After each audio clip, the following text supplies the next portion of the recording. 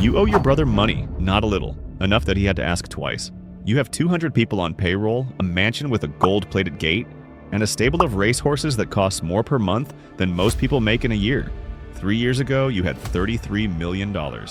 Turns out $33 million has a surprisingly short shelf life. This is exactly how it happened.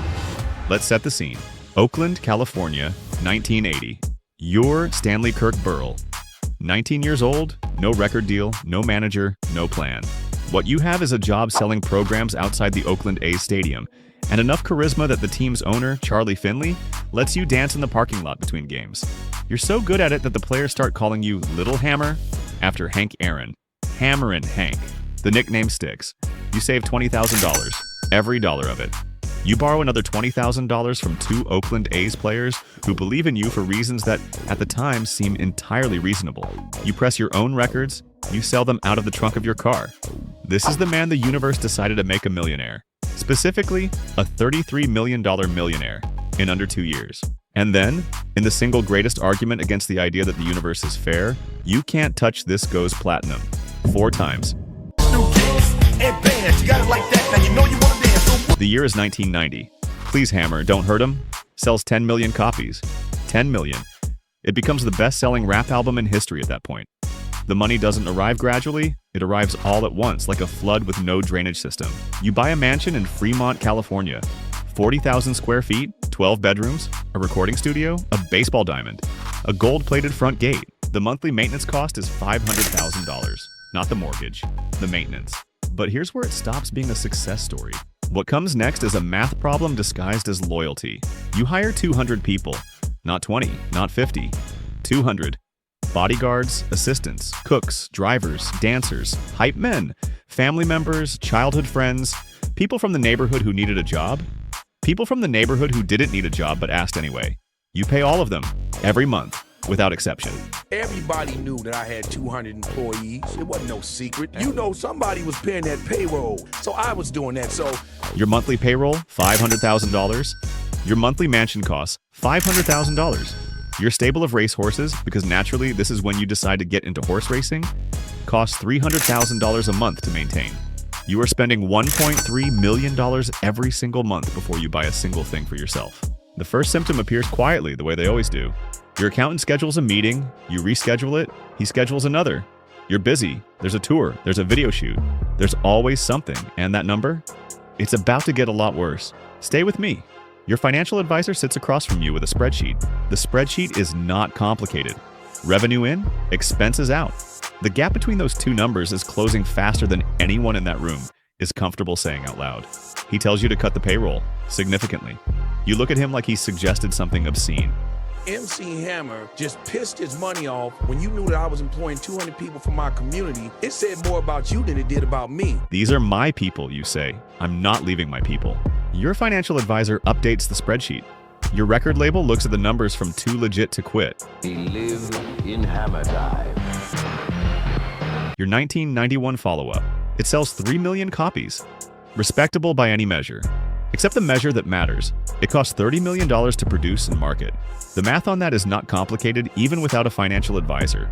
The label schedules a meeting, you reschedule it. By 1993, the touring revenue is slowing. The radio play is slowing. The culture has moved. Gangsta rap is what the market wants now, and you are, by every definition, not that. You know this. Everyone around you knows this. You respond by adding 4 more racehorses. You think that's the dumbest decision in the story? You're wrong. Here's what nobody talks about when they talk about MC Hammer going broke.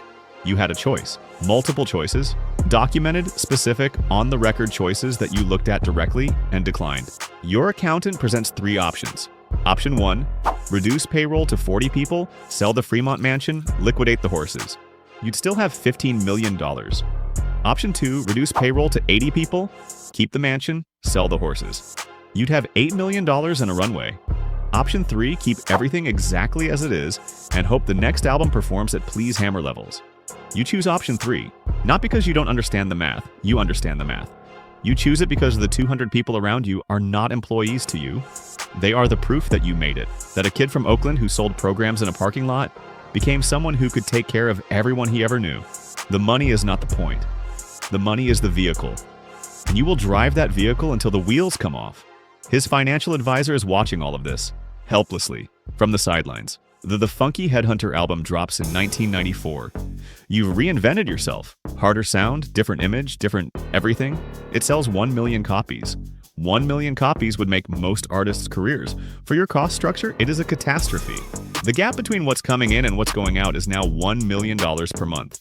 Not total, per month. You borrow money. Then you borrow more. Then you borrow from people who are not banks and do not have the same patience as banks. At some point, and the exact date is in the court documents, you borrow money from your brother. Everything you just heard? That's not even the real story. This is the first thing to go is the horses. Not because you want to sell them and because the stable calls and tells you the feed bill hasn't been paid in 3 months and they need the stalls. Then the staff starts leaving. Not because you fire them, because the checks stop clearing. 200 people, gone in 6 months. Not gradually, like a tide going out. At what point exactly does loyalty become a liability? You're about to find out. April 1996. You file for Chapter 11 bankruptcy. The numbers in the filing are specific, the way numbers in court documents always are. $13.7 million in debt. Assets, significantly less. The mansion in Fremont, the one with the gold-plated gate and the baseball diamond, is listed among the properties to be liquidated. And then the detail that nobody forgets.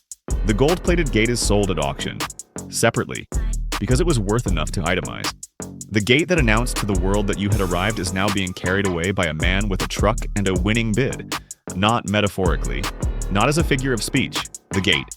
Physically removed, sold, for cash, to pay creditors. The mansion sells for less than the debt it was meant to represent. The racehorses are gone. The recording studio is gone.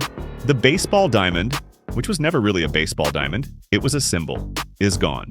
What remains? The nickname, the pants, and $13.7 million in debt that will take years to resolve.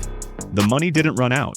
You paid it to 200 people who watched it happen in real time. By 1997, you're living in a house that is not 40,000 square feet. The payroll is zero. The horses are someone else's problem.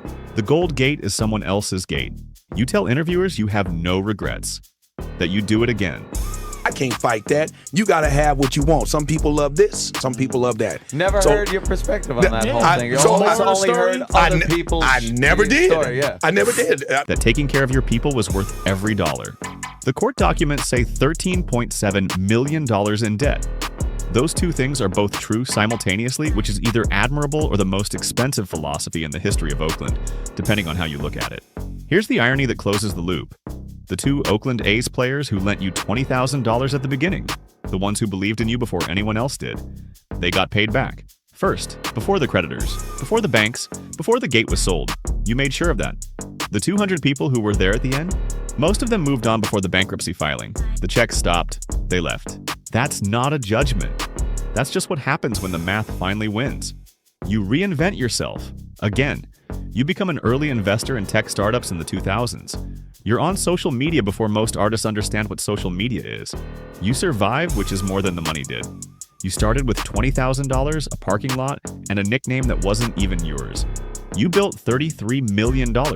You spent every dollar of it, deliberately, enthusiastically, and with full awareness of what you were doing. The money was never the problem. The money never is. Subscribe. Next week, we look at an NBA player who had $105 million, a championship ring, and a casino that knew his name before his accountant did.